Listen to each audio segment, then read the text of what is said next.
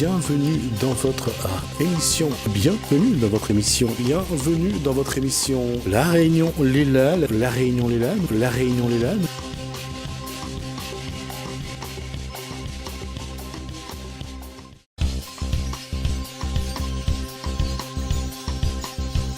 On change de sujet. Cette fois-ci, on va parler de quelqu'un qui se bat pour soigner sa maladie, sa sclérose en plaques.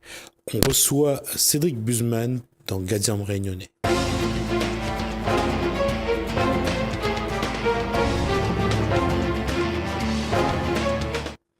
Bonsoir Cédric Buseman, j'ai mal dit le nom ?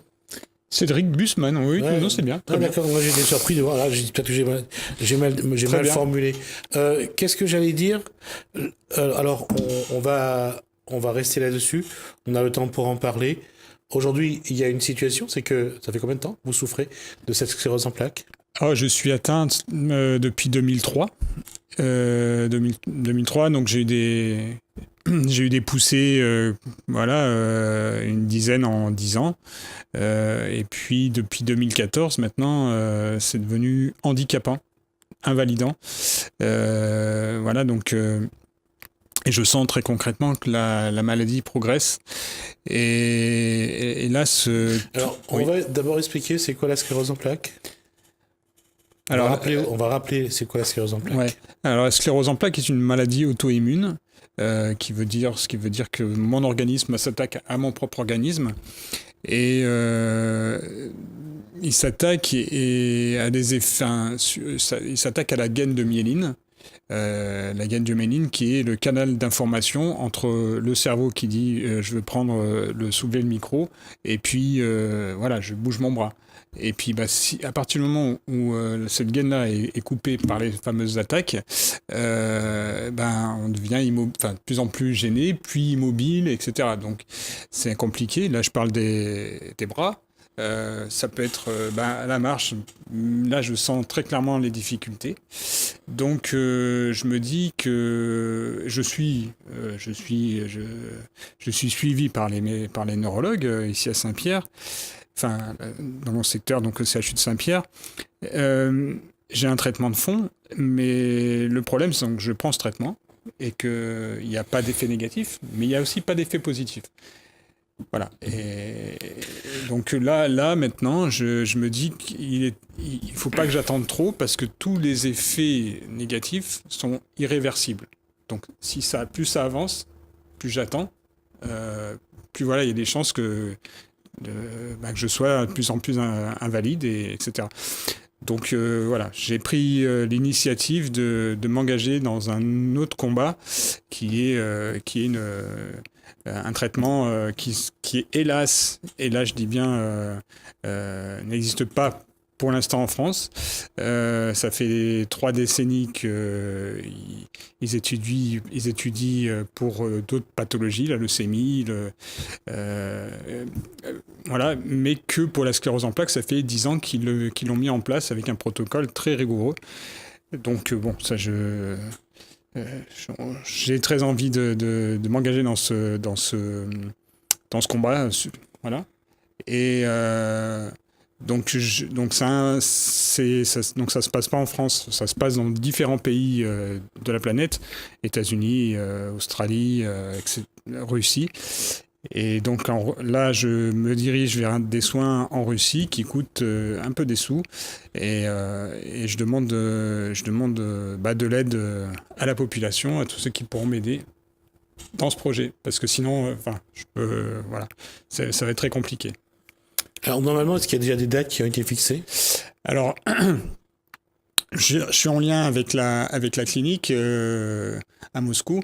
Alors ils m'ont proposé, la première fois ils m'ont proposé dès le mois de juillet, et très concrètement je peux pas, il y a trop de choses autour de ça, et puis donc je suis en train de discuter, en train de voir stratégiquement quand est-ce que au plus vite je peux subir ces soins.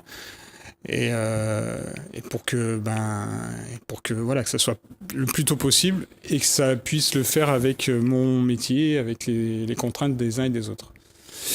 Donc voilà, il faut gérer. Alors, donc j'ai besoin de votre aide. Ça, c'est le courrier donc ça, c'est le papier, le flyer que Cédric Busemann met un petit peu partout dans les boîtes aux lettres et même. Je pense ouais. Donc là, donc il y a un petit, ça c'est une présentation. Après il y a une autre feuille, mais bon, avec juste le lien de la cagnotte solidaire sur Let's, c'est la plus connue, donc donc voilà, j'ai commencé à mettre chez les commerçants vers lesquels je vais quasiment tous les jours, et généreusement ils m'ont dit il y a pas de problème. Et pour qu'en fait ceux qui se sentent qui veulent m'aider, qu'ils aient les moyens de pouvoir le faire, parce que tout le monde n'a pas accès aux réseaux sociaux, enfin tout le monde va pas sur les réseaux sociaux, donc directement chez les commerçants. Donc après, hop, on peut passer comme ça le message partagé, parce qu'il faut partager pour que chacun donne un petit peu, mais ce petit peu mis bout à bout, ça remplisse la cagnotte, ce qui me permettra financièrement de prendre ses soins. C'est bien sûr, il y a le voyage, l'hébergement, le coût des soins. Ouais, alors le coût des soins, oui, c'est 45 000 euros. 45 000 euros, ça c'est ce que je vais donner à la clinique pour tout. Après, qu'est-ce que c'est les soins vont durer un mois. Et donc potentiellement il y aura sûrement un de mes parents qui sont à la retraite, donc qui auront le temps et qui pourront être aux alentours. Donc mais là ils prennent pas en charge les accompagnants, c'est plus pour un soutien moral, psychologique. Ouais, psychologique. Donc voilà, ça c'est aussi des frais à tenir en compte, mais ça, moi ce que je veux surtout, c'est pouvoir financer les soins tout simplement. C'est le minimum. Après je ferai s'il faut, je ferai une demande de prêt, mais encore faut-il qu'il me soit accordé, parce que les prêts, c'est un peu compliqué. Oui, d'autant qu'aujourd'hui, on demande de faire des visites médicales avant les prêts. Donc là, ça va. Je suis mal barré. Ça va pas être simple non plus sur ce point-là. Donc aujourd'hui, l'aide, donc c'est un appel exactement. À la générosité, à la générosité des uns et des autres. Ouais. Pour aider Cédric Busemann à payer au moins le protocole ouais. de tout ce qui concerne les soins et les médicaments. Et derrière ça, concernant le voyage, l'hébergement. Après, voilà, finalement le trajet, le vol le plus cher, c'est entre ici et la métropole. Après, entre la métropole et Moscou, bon, c'est modeste. C'est modeste par rapport au prix entre ici et la métropole. Mais bon, voilà. De toute façon, il n'y a pas de limite à la cagnotte. Je vais la fermer si j'ai atteint. Ou je laisse un petit peu ouvert, justement, pour les à côté. Alors là, je peux en parler un petit peu parce qu'il y a une avancée. J'ai échangé avec un ami de la nuit, comme il me dit, de la nuit sur Saint-Pierre, et qui souhaitait m'aider, et on va essayer, c'est en tout cas pour parler, et on va faire un concert, alors à Saint-Leu, à Saint-Pierre, on ne sait pas encore, un concert avec des pointures réunionnaises. On a contacté déjà, ils ont répondu tout de suite, très bien. Donc Bernard Joron d'Oussanou Saba, Carlo de Sacco de Cannes-Sémé, et j'ai eu dernièrement, donc avant-hier, Thierry Goléris de Basse-Terre, que j'avais déjà vu quand j'ai organisé le tour de la Réunion en fauteuil, mais là ils étaient séduits, et en fonction des calendriers des uns des autres, on va fixer une date, et voilà. Donc ça, c'est un projet qui avance, et tout doit avancer vite pour que je sache sur quoi je peux m'appuyer, etc. quoi. J'ai besoin de tout le monde, tous ceux qui peuvent m'aider, soyez la bienvenue. Donc, je rappelle, donc là, c'est vraiment une action personnelle aujourd'hui. Ouais. Par rapport à ce qui était fait l'année dernière, par exemple, pour sensibiliser le public sur les j'allais dire, les situations de handicap. Les situations de handicap, donc, justement, des personnes donc, qui souffrent de ça, enfin, qui vivent avec ça plutôt, que souffrent. La question, c'est aujourd'hui, comment faire en sorte est-ce que les gens comprennent ce que c'est la sclérose en plaques? Parce que quand on voit Cédric Busemann, hormis quand il est en fauteuil roulant ou avec ses béquilles, on va dire qu'on voit... C'est vrai que c'est une maladie, une pathologie, la sclérose en plaques, qui est complexe, parce que elle est vraiment très personnelle. J'échange là. Là, dernièrement, j'ai échangé avec des personnes qui sont atteintes de sclérose en plaques depuis plus longtemps que moi, qui ont accepté. J'ai une personne il y a cette semaine, il m'a rappelé qu'il était atteint de sclérose en plaques à l'âge de 12 ans. À l'âge de 12 ans, elle en a 28 par là. Et pour lui, à la fois, il m'encourageait dans ce projet de soins, et à la fois, c'est des sous, et là, je me bats pour récupérer les sous, mais c'est des sous, et quelque part, dire j'accepte la maladie, c'est dire, bon, je passe à autre chose, maintenant je l'ai, et je me bats tous les jours pour tout ce que j'ai à faire, mais je me bats pas pour me dire j'ai la possibilité de trouver un traitement... Donc bon, ils respectent, mais voilà, c'est... Ce traitement qui sera suivi à Moscou, qu'est-ce qui fait qu'il n'existe pas en France? Alors, ce qui fait qu'il n'existe pas en France, c'est une bonne question. Je pense alors, c'est un soin, c'est des soins, donc c'est une greffe de cellules souches. Des cellules souches qu'on me prend dans mon sang, dans la partie externe. Enfin, c'est apparemment pas très compliqué médicalement à récupérer ces cellules souches qui vont mettre à une température inférieure à 0 avant de me faire subir une chimiothérapie. Et puis après, ils vont réinjecter, voilà. Mais cette pratique est faite ici en France, mais pas pour la sclérose en plaques. Donc, j'allais dire, tout ce qui concerne, c'est la bioéthique, je suppose, concerne la création de ces souches, la France a quand même aussi un souci, à savoir partager entre...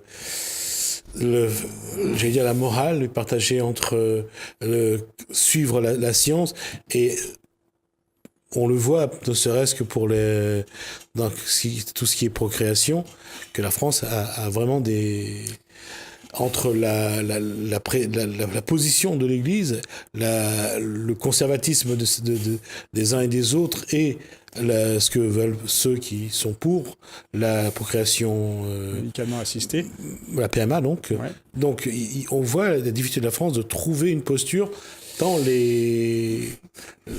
entre les traditionalistes et les progressistes. La question reste posée. Tout à fait. Non, c'est clair. Et puis bon, après les intérêts des uns et des autres, des lobbying, etc. Donc, est-ce qu'on a vraiment envie de faire sortir les gens de la pathologie ou pas? Ou est-ce qu'on veut les accompagner? Enfin, c'est... Voilà, moi, je parle... Quand on a la maladie que vous avez, on se pose la question de savoir, est-ce que ce pays veut vraiment soigner les malades? Quand on est dedans, on se pose même plus cette question. Moi, j'ai envie d'être soigné, bien sûr, mais je me dis pas, je me dis pas ce gouvernement, enfin, je me pose pas des questions qui me concernent pas à ce moment-là. C'est de la politique, et moi, je vois mon cas, et je vois que, là, ici en France, j'ai pas la possibilité donc, à l'étranger, oui, il y a des résultats. Je fais pas n'importe quoi. Hein. Bien sûr que je fais pas n'importe quoi. Et les résultats, c'est-à-dire que à Moscou, ils ont le protocole qui permet de reconstituer la myéline autour des nerfs. Alors oui, enfin ils font. En fait, ce que j'ai pu avoir comme témoignage, parce que il y a une personne là qui a à peu près mon âge, sclérose en plaques, etc. Il a suivi le protocole, donc encore une fois, c'est 1 mois. Et après, il y a 3 mois où il y a le système immunitaire qui se reconstitue. Et là, il a eu les premiers résultats médicaux qu'il a fait pour le suivi, justement. Et ils se sont rendus compte déjà qu'il n'y avait pas d'évolution. Là, avec les images à l'IRM, j'imagine, d'une évolution, d'une progression négative. Et après, au niveau de la marche, moi, ce qui m'a témoigné, c'est qu'au niveau de la marche, il est ressorti de son fauteuil roulant. Il a besoin de la canne, parce qu'il est encore déséquilibré, mais lui, moi, je marchais un petit peu, lui, il était en fauteuil sans arrêt. Et là, maintenant, il s'entraîne, il fait de la kiné pour pouvoir développer ses muscles, etc. Mais c'est positif. Le retour que j'ai, il est positif. C'est parce que je l'ai eu dernièrement, donc je pense à lui, mais il n'y en a pas 36 000, ceci dit, en France. Hein. On est en France, pas à La Réunion. À La Réunion, je serais le premier. Il y a entre 10 et 15 personnes, parce que c'est très cher. C'est très cher. Donc, oui, les personnes qui voudraient, éventuellement, mais... Bon. La question à ce niveau-là, c'est donc rappeler que ça a un coût. Ouais. Rappeler que ça, en tout cas aujourd'hui, parce que c'est peut-être ça aussi la question, c'est de savoir est-ce que ça va marcher, est-ce que pour ceux qui vont apporter un peu de sous pour soutenir ce projet, sont en droit de se demander est-ce que cet investissement-là va être payant, surtout pour la personne qui en a besoin. Déjà, là, je peux dire ce que j'ai eu, des personnes que j'ai eues.